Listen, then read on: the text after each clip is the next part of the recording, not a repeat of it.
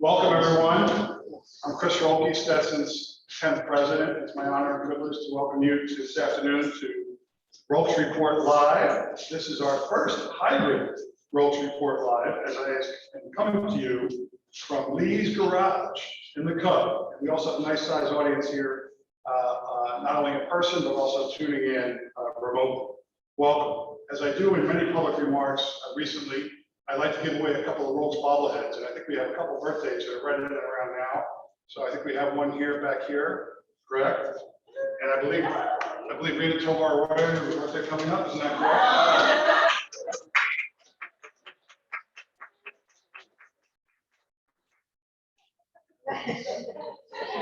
And Miss Hamilton, birthday coming up this week. Yep. There are advantages to being in person. It's really nice, again, to be with you. Just last week, I was fortunate enough to provide keynote remarks for the 24th iteration of the Stetson Showcase, a remarkable event that highlights the very best of the Stetson education, a full day of celebration of academic excellence, and excellence that reflects close collaborations between our students, our faculty, and our staff, and I think also illustrates the intellectual and social vibrancy that defines Stetson University. And after a couple of years of having to do that remotely, it was so wonderful to do that in person. In fact, our Stetson Showcase champion, Kimberly Ryder, is here in the audience today. It's a really terrific event.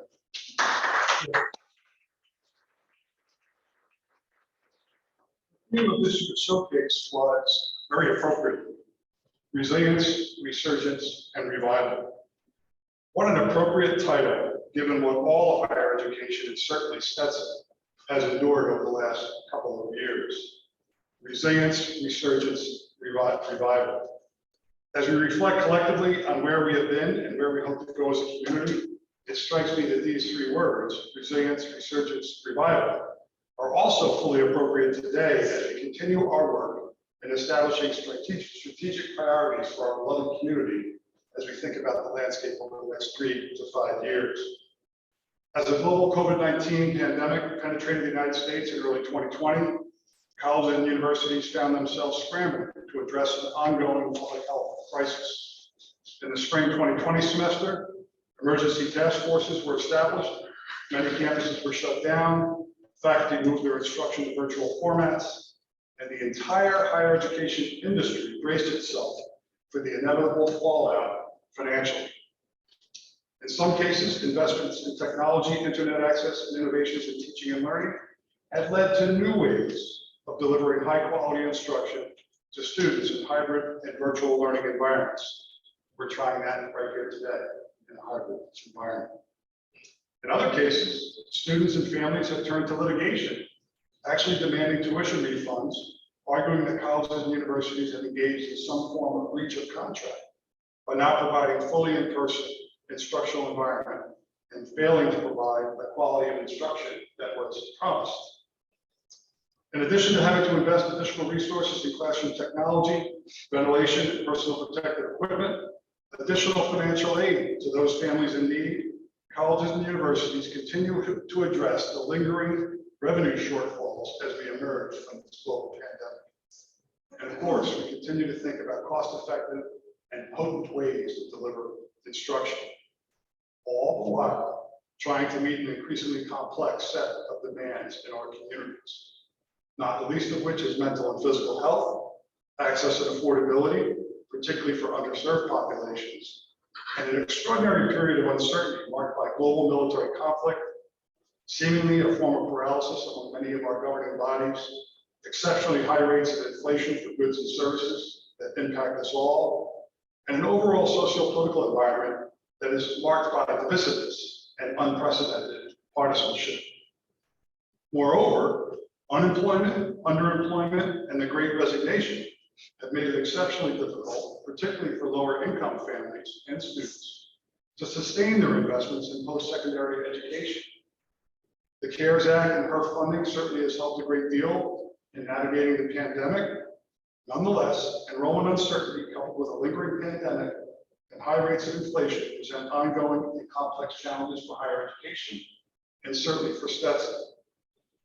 Some institutions are hanging on to long-standing traditions and curricular pathways, while others have emphasized advances in remote learning, hybrid pathways for degree completion, enabling students to quote-unquote stack their learning experiences both within and outside the traditional classroom, and broadening the pathways available to them so they can complete their degrees.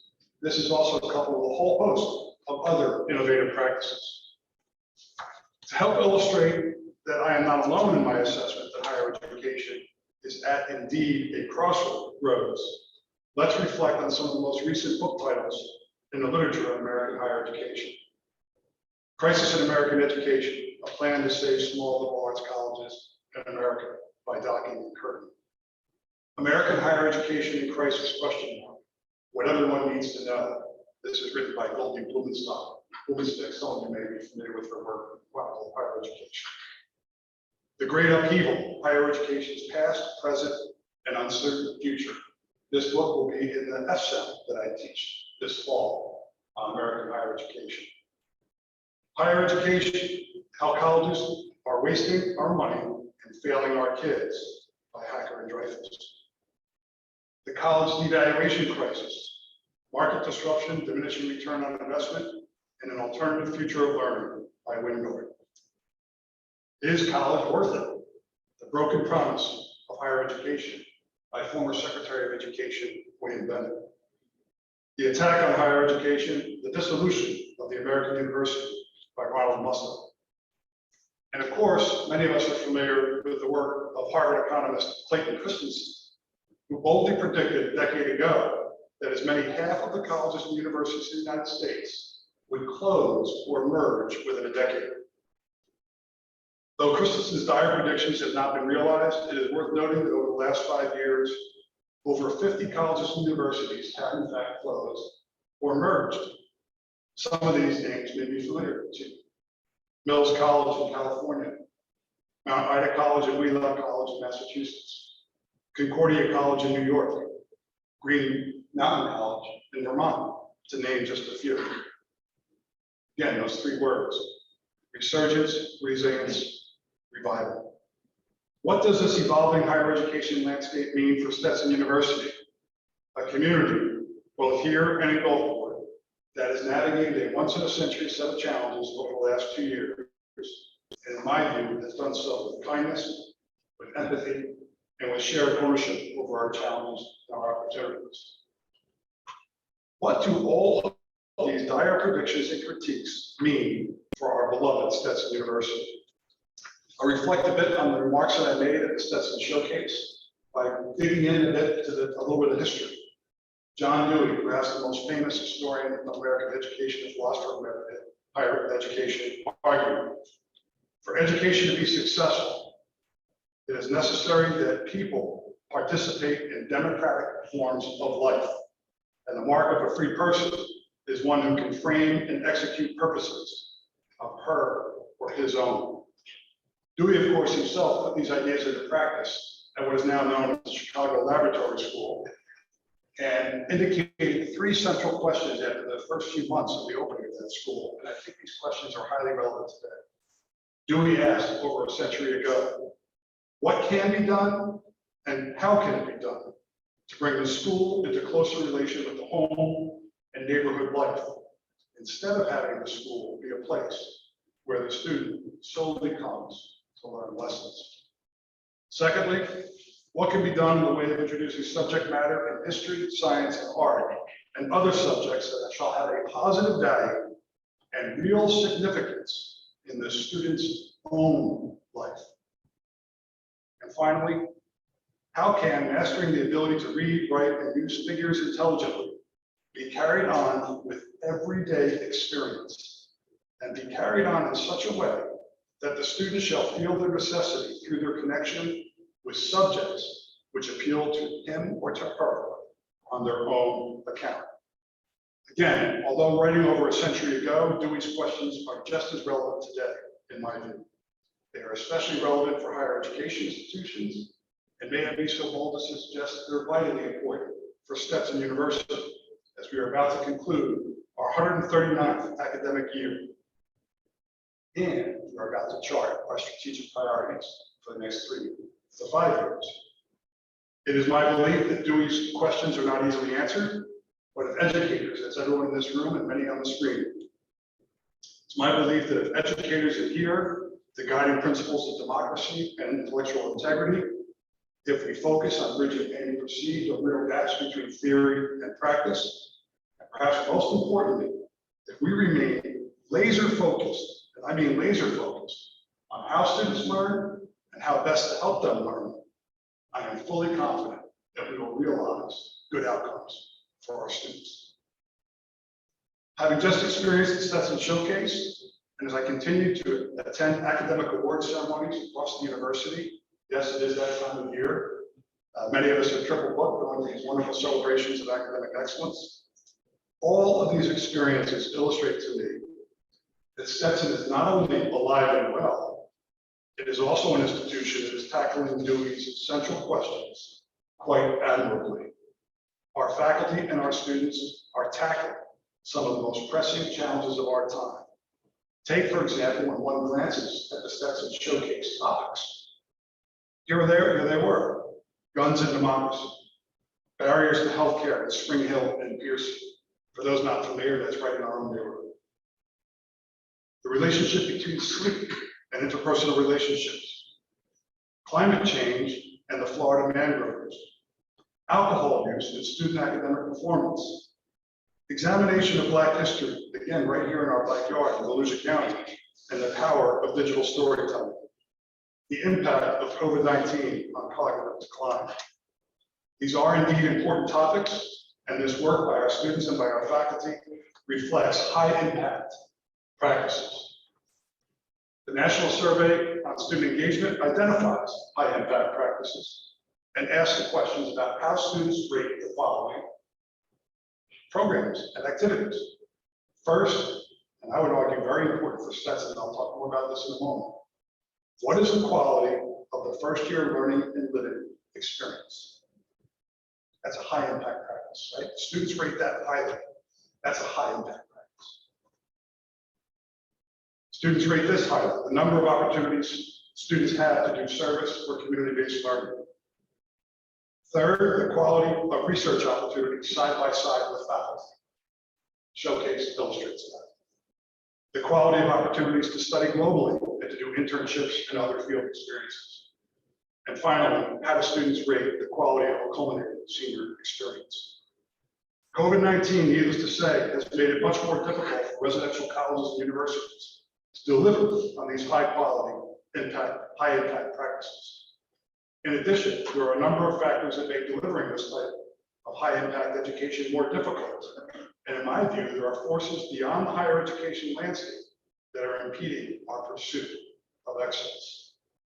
Our broader K through 16 education policy environment is marked by increasingly narrow definitions of knowledge, high stakes accountability for school systems and for higher education, strict categorization of children based on age, race, and ability, the socio-political obsession with tougher standards, academic rigor, and content mastery.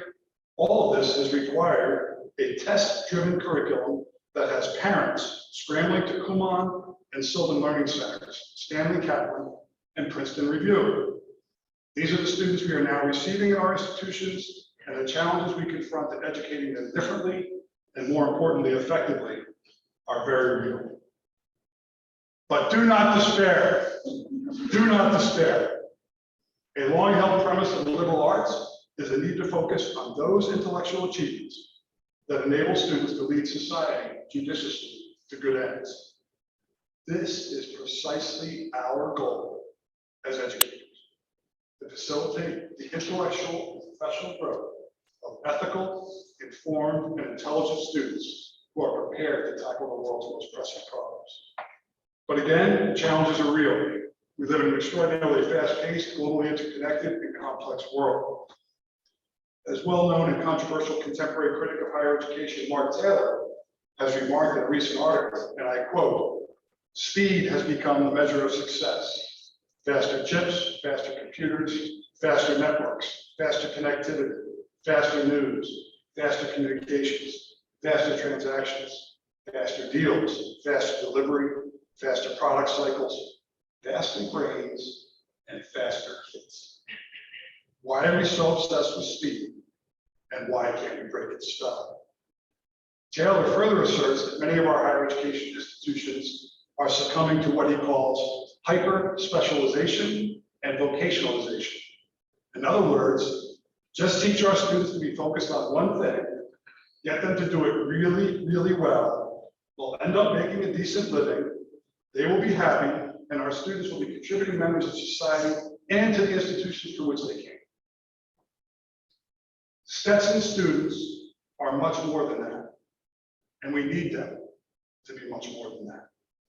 Hatters, or at least what I've learned about them over my first 21 months of being Stetson's president.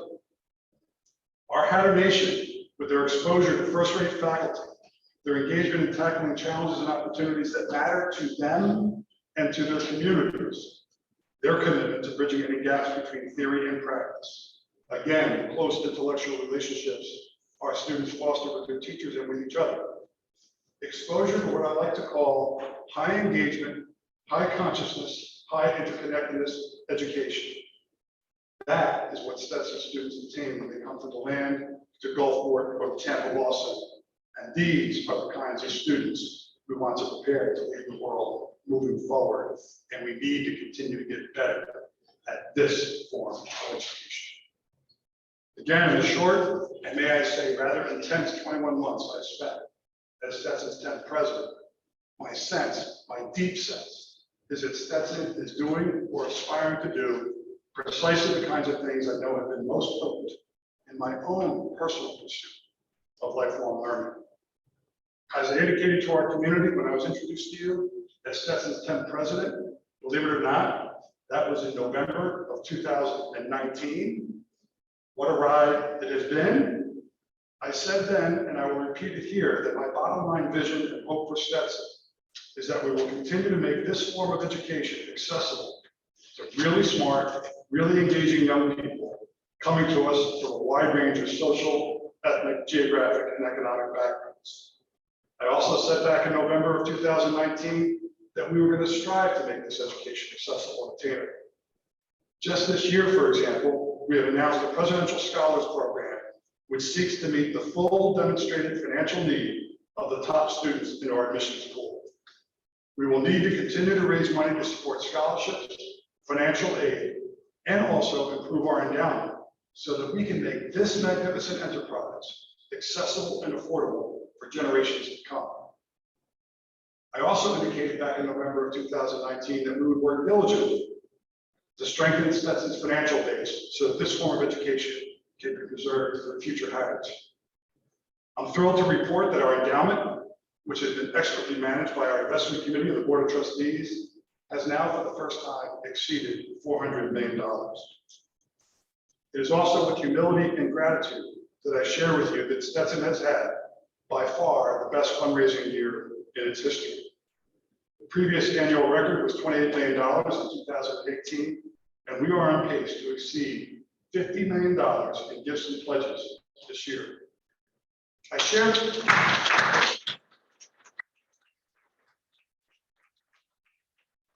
people like that. I share this with you because it is clear to me that Friends of Stetson, our Board of Trustees, granting agencies, and others have all concluded that there is no better time to give to Stetson University than right now. We thank all of them for the confidence they have demonstrated in us and for their conviction that higher education is a vital piece of the fabric of our country. I also stated back in November of 2019 that we will strive to build one Stetson across our multiple campuses, a community that is steadfast in its commitment to diversity and inclusion, a community that acknowledges the contributions made by all who work at and support Stetson to make our complex organization work.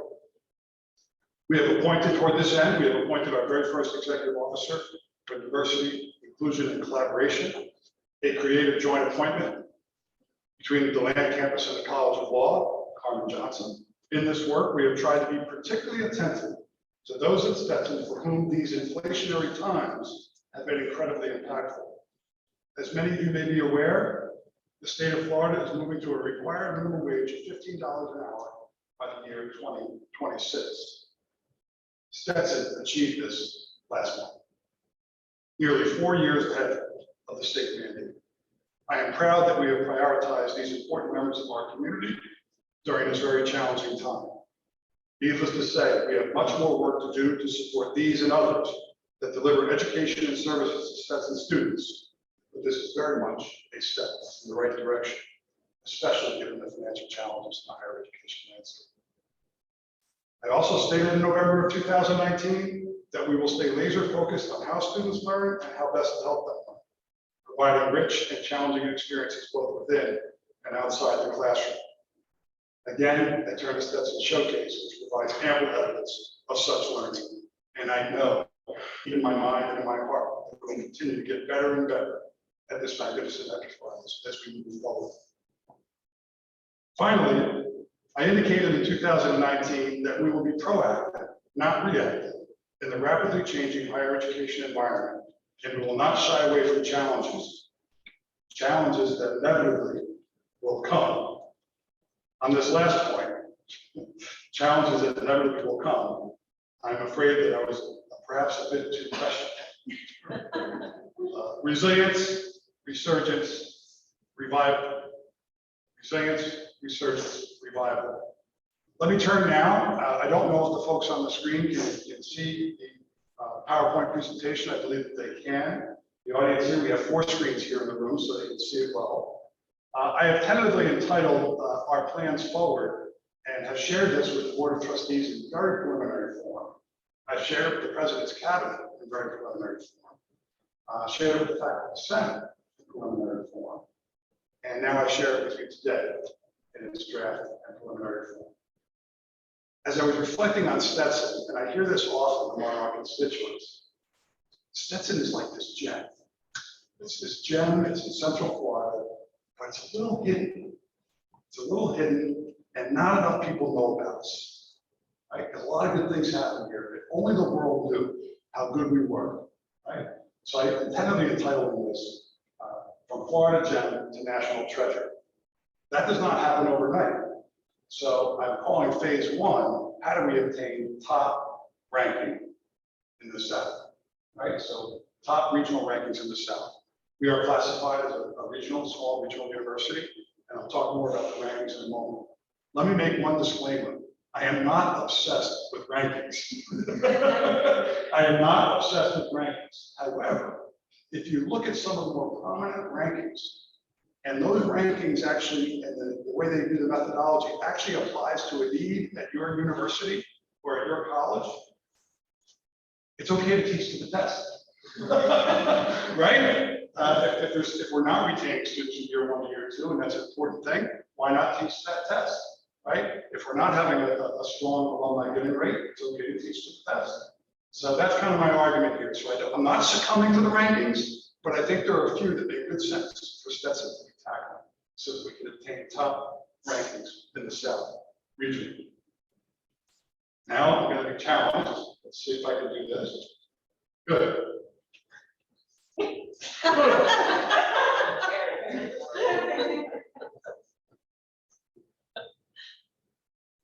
Universities and colleges are almost always in strategic planning mode, right? Almost always.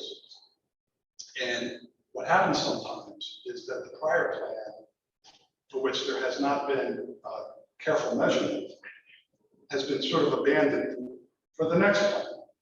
I don't think that makes sense. The community has already gathered, has already deliberated, and has thought about its role ahead strategic goals as you prepare for the arrival of the new president. So I think it's important that we revisit the goals that were established as a community in 2019, rolling ahead to where we are today. So today, and also make another disclaimer, these are my assessments, only my assessments of where I think we are on our roll ahead strategic goals.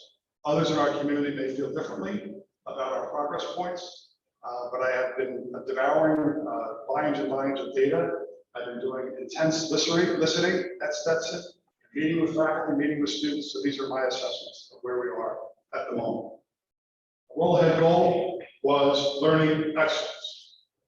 And my presidential assessment of our progress is mixed on this.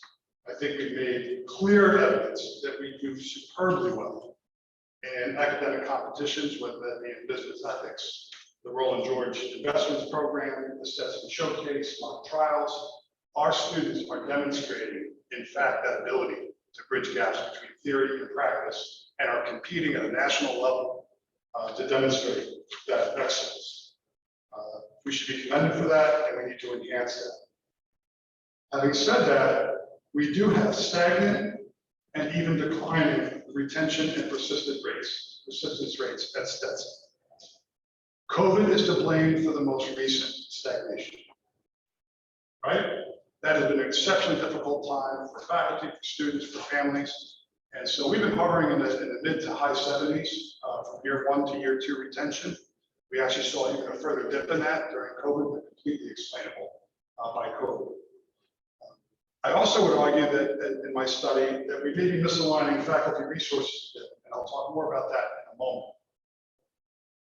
The biggest investment we make in higher education, and it's certainly true at Stetson, is in the people that work here.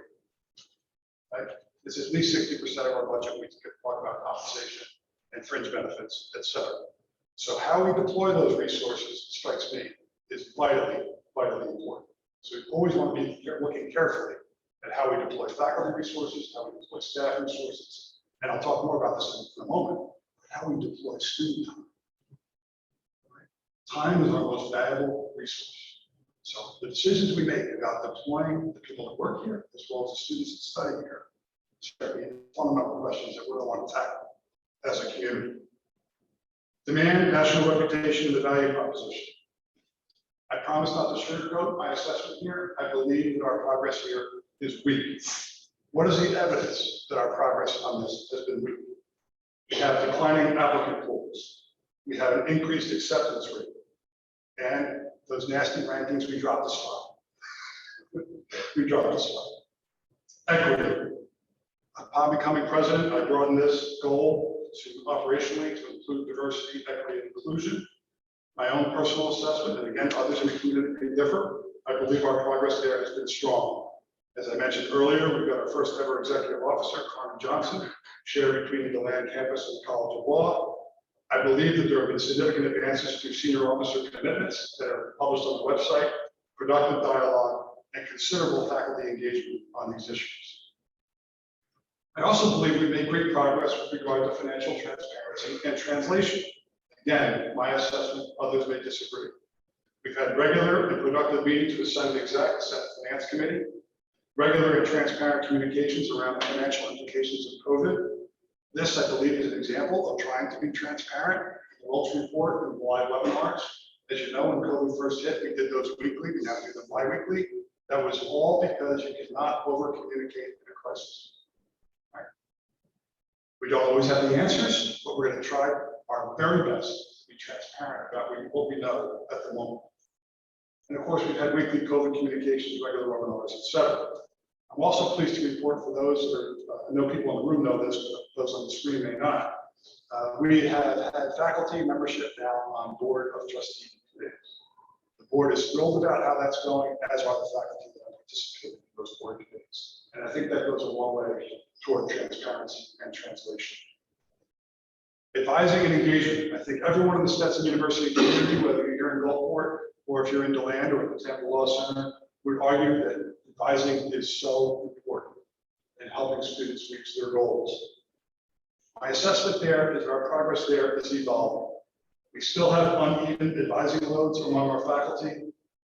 We have suffered quite significant labor shortages in middle management and service delivery. At one point, we had as many as 72 vacancies in middle management at Stetson during the Great Resignation, and also people making life and work balance decisions in their lives, in part because of COVID. I'm also, in my listening to students and listening to faculty, advising continues to be a very, very important topic for them. They talk an awful lot about it, and they'd like to see it and should see it improve. Recently announced was an emerging model Price and his colleagues, faculty colleagues over at the Brown Center and elsewhere for thinking carefully about how we might improve academic advising for our students. By the way, I'm talking too long, but you can look at all this in detail at stetson.edu and our strategic planning website, where you'll see a review of the roll ahead strategic goals and the metrics we have used to define how we are doing on those goals. Stetson U.S. News and World Report ranking. By the way, a little anecdote here. Stetson University has been on the cover the last 2 years in a strategically deployed set of issues of the U.S. News and World Report rankings in order to get Stetson better known at places where it needs to be better known. So we get 5,000 copies of the U.S. News and World Report. We distribute them at strategic locations. Schools, guidance counselors, other peer institutions that rank us in the peer reputation score. So we made a 2-year investment to have a cover on the U.S. News and World Report. I also like to disclose I did not pick the picture of myself to be on the cover in year number 2. That was done by marketing and communications. But they insisted because it was the year of the inaugural. But that's my full disclosure. I mentioned earlier we are currently ranked 5 among Southern regional universities. For those that might be curious, we have been ranked as high as number 2 and as low as number 6. Currently ahead of Stetson on this list are Rollins in Florida, right down the street, the Citadel in South Carolina, James Madison University in Virginia, and Berry College in Georgia. It is also worth noting that this competitor list has changed dramatically over the last decade, with other former competitors now moving into the national category. Elon University, University of Richmond, Wake Forest, Belmont, they have moved out of our peer group. One could interpret that in another way, which is to say that not only is our ranking been stagnant, it has actually declined some. If you realize that some of the top performers have moved out of our category. All right. Again, I promise that I would not sugarcoat things. The law school is ranked separately and now stands at 111 nationally, with, and this happens almost every year, top rankings in trial advocacy and legal writing. I'm going to pass on the methodology here. You can review this. By the way, this entire presentation you can put on the strategic planning website if you'd like to look at it further. But I'm eager to get to the discussion portion of our town hall meeting here. So I'm going to pass on there. But just to give you a sense of how the U.S. News and World Report conducts its methodology. And not surprisingly, a full 80% are devoted to outcomes, faculty resources, and expert opinion. Right? Outcomes.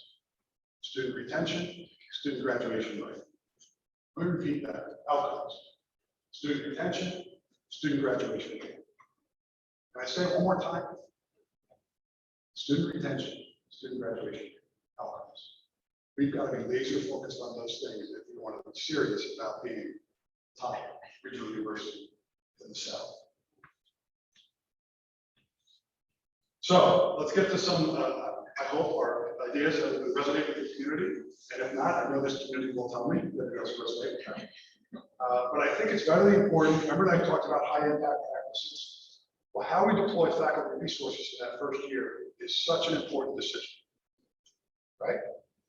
If we are fueling that first year curriculum with a variety of folks who may or may not be here the following year, I believe we are giving a false advertisement.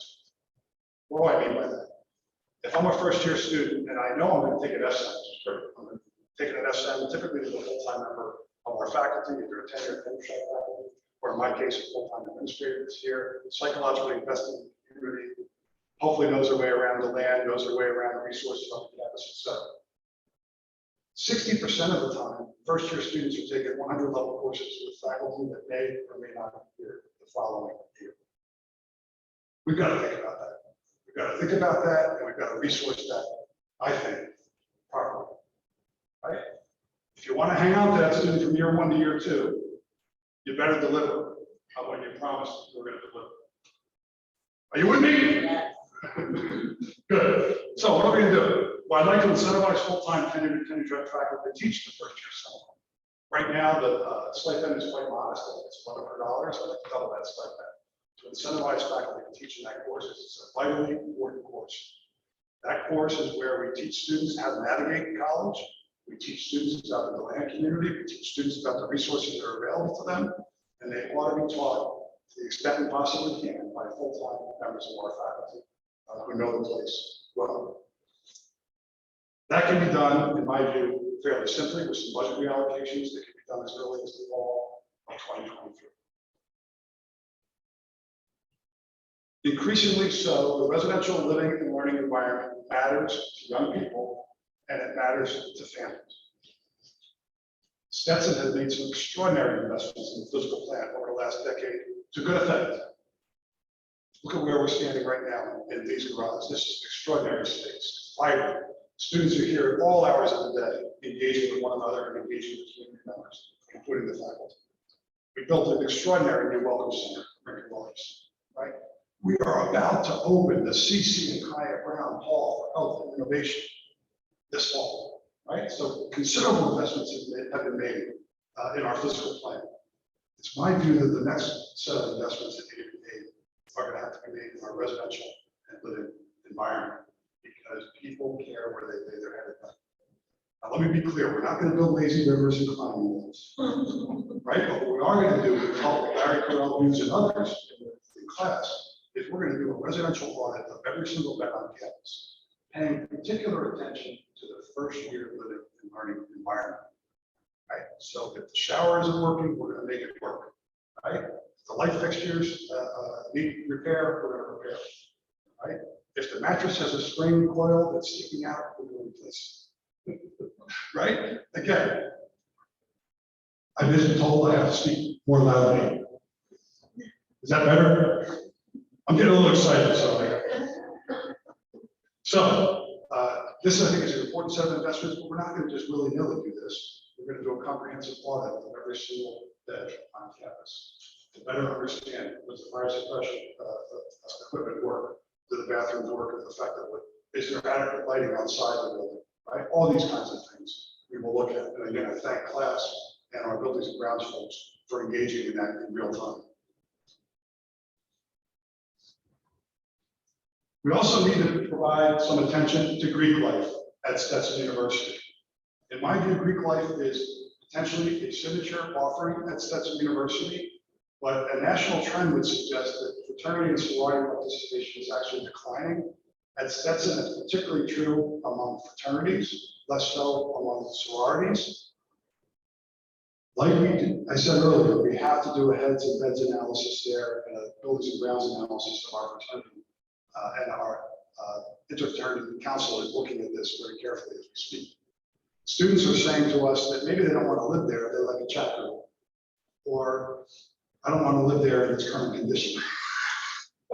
Right, so we ought to think about that, and we are in the South, and fraternity and sorority life is important.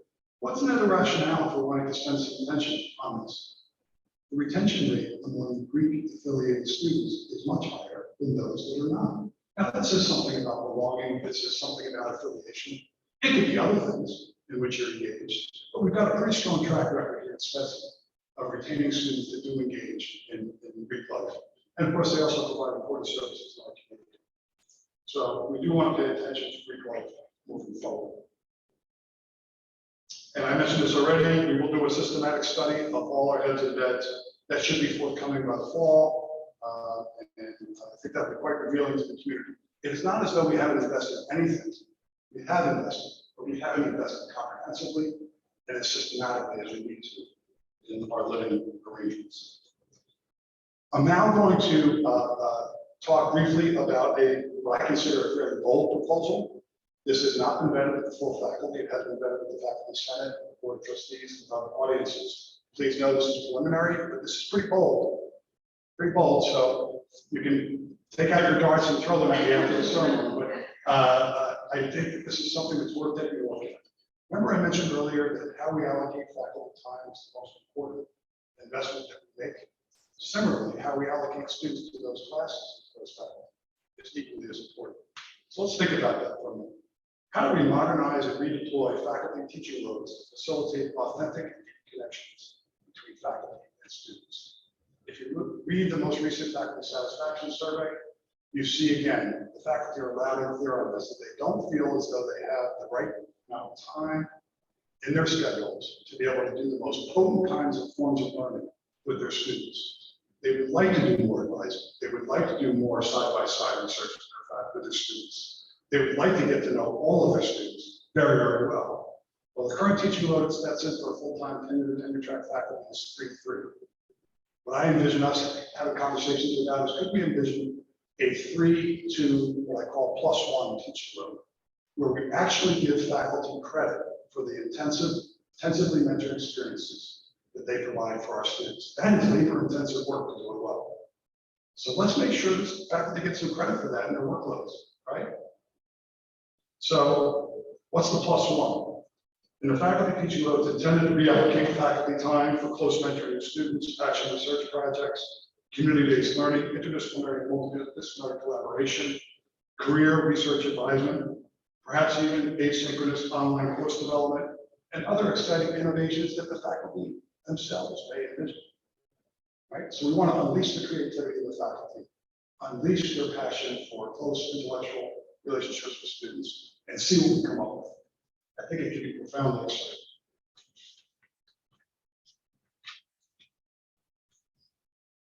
Doing that, altering the faculty teaching load without also giving deep consideration to the curriculum itself is a very costly endeavor, right? We need to also simultaneously take a look at our curriculum so that it matches the resources we're deploying on the faculty. By the way, this is borrowing considerably from a really innovative curriculum reform that took place in my prior institution, Vassar College. Not trying to Vassarize Stetson, but I think there were some serious and important lessons that were learned through that curriculum reform project that not only met the needs of the faculty, but also simultaneously met the needs of the students so that they were not spread thinly across the curriculum. They could study things in depth, tackling the most pressing global problems in their communities, things that they care deeply about. So we can think about our majors. I think I'll just be bold. I think the days of requiring 18 to 20 courses to satisfy a major are over, and if they're not over, they should be over. And that's because our students are spread thinly. They don't have time to reflect. John Dewey, simple equation John Dewey gave us all. Experience plus reflection equals growth. Simple equation, right? If I'm spread thinly across the curriculum and there's no time for reflection or no time for focus on a very specific problem that I'm trying to tackle, I think we're setting ourselves up for lack of success. So I'm proposing that we have majors that are no more than roughly 10 courses plus intensively mentored experiences. Let me be clear, it's dangerous for a president to meddle in the curriculum. This is for the faculty to be thinking about, right? This is for the faculty to be thinking about, determine whether or not it can work. I'm just posting the idea and seeing if the faculty can grapple with it to modernize our curriculum a bit.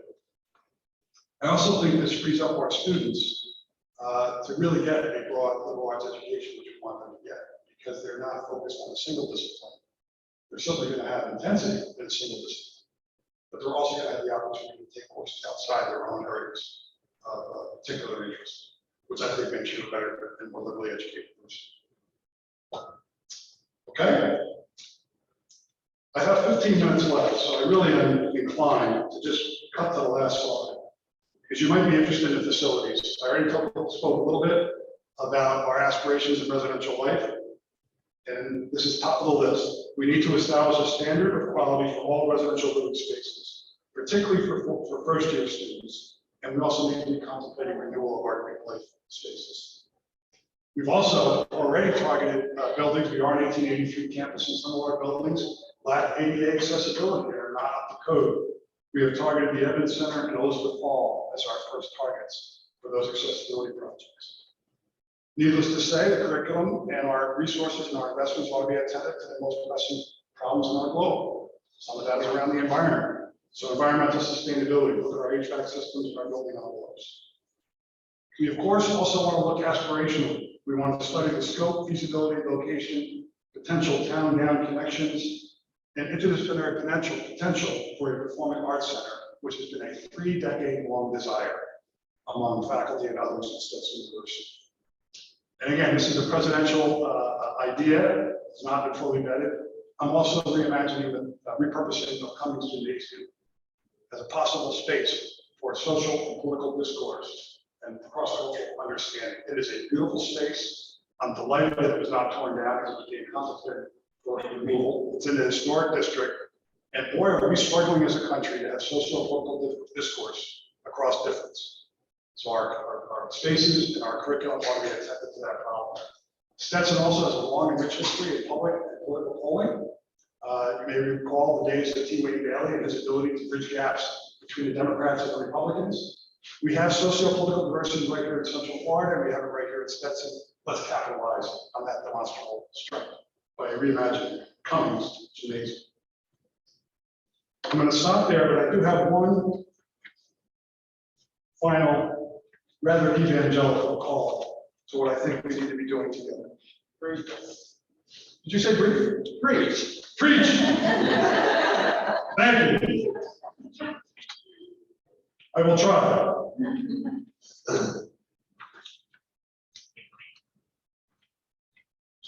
Thank you for your patience. And I really am going to conclude.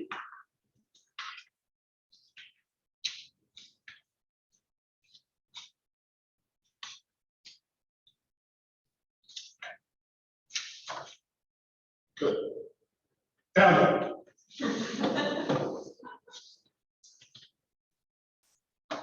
What are some key things we need to be thinking about?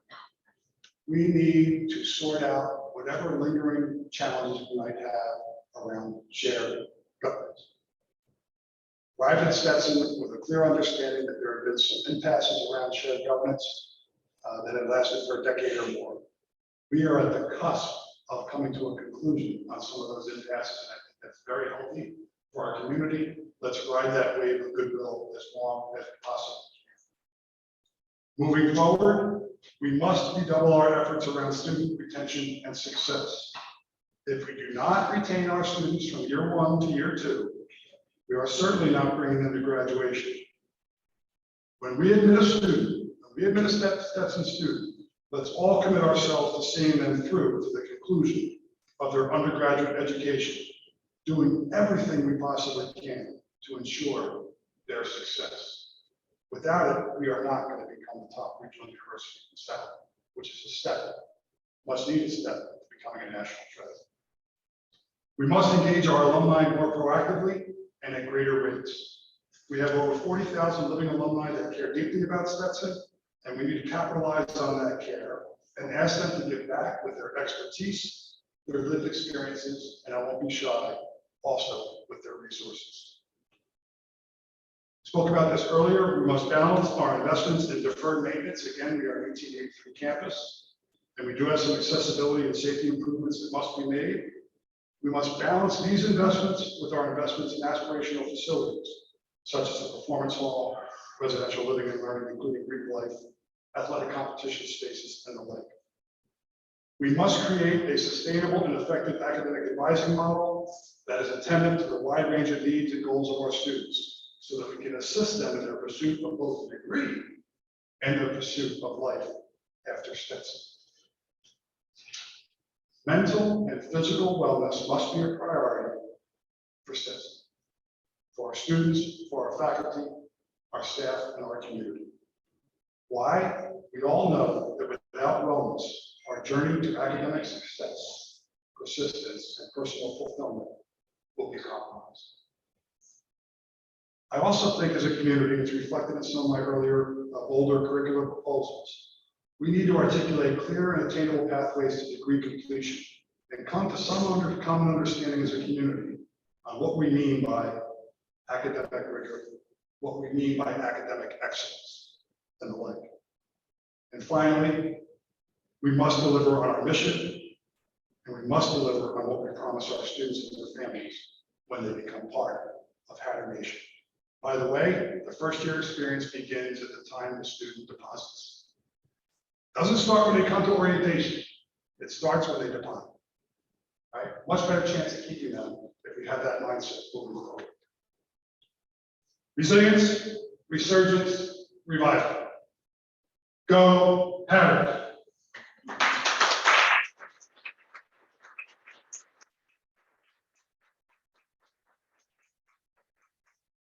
happy to take questions, and another advantage of being in person is that you get to ask them live right here. So microphone in the back.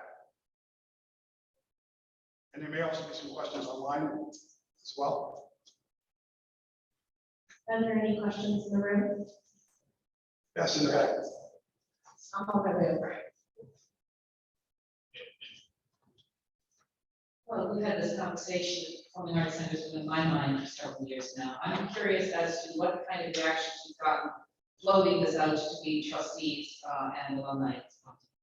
Thank you. The question was, for those that didn't hear it, is what kind of trustee reaction have we had to floating the idea of a Performing Arts Center to the Board of Trustees?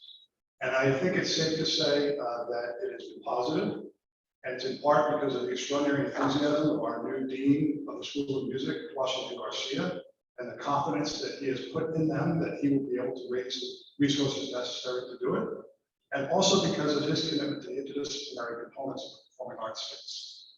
If we're going to invest in a space like that, which, by the way, the price tag will likely be with endowment about $36 million for about an 800 seat performance hall, that's with endowment to take care of the building over time, right? If we're going to do that, it cannot be vacant for a portion of the day. It needs to be activated, right? It needs to be used for other purposes.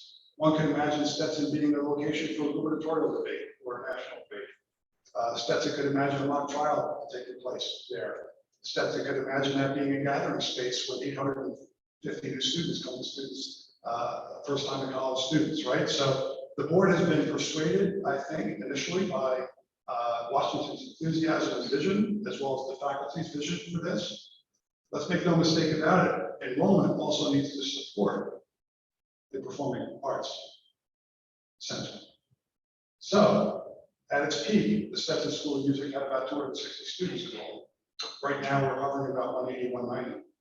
We've got to be able to demonstrate that we can have a school of 230, 240, which helps fund also such a project. So I'm bullish on this myself, because I think in part it's been a 3-decade-long desire of the community. I also think it has great potential for town-gown relationships. Stetson has been fortunate to be in the same place since 1983, with the exception of our law school. We have to be good neighbors. So I hope that's an adequate answer to your question. The board has been receptive to this. Great. So we do have a couple of questions online. Sure. This question says, these are admirable goals, ones that many constituents likely share and have shared for some time. What changes are we going to make in terms of strategic planning to achieve those goals? Right. I'd like to answer. I assume everyone heard the question. I think it's important that as we emerge from the COVID-19 pandemic, that we have lots and lots of conversations like these, right? We have been, frankly, putting out fires for the last 16 to 18 months. So I think that I said something also in November 2019 address, and I still believe it, that vision and strategic priorities should not be established by a single point of view. They should be deliberated about, thought about, talked about by members of the community. And that includes our students, that includes our faculty, that includes our staff, that includes our alumni, and certainly includes our board. So I hope I'm not dodging the question. I think this is just the beginning of a set of conversations we need to have in the community. Our strategic consultants, the Educational Advisory Board, did a series of listening sessions. The results of those listening sessions are on the strategic planning website. I also think that we need to build on work that's already been previously done. I got 2 iterations of the faculty satisfaction survey, 2 iterations of the campus climate survey, right? We just went through our SAC COC reaccreditation, which, by the way, we passed with flying colors, with just a single recommendation being made about the QEP. You can So we've got existing documentation that I think we need to unearth and digest and think about. I mean, I threw out a number last time about our enrollment. A study had already been conducted a few years ago that felt that our primary target for first year of climate college should be about 880 students. Now, I don't think we have to do another analysis.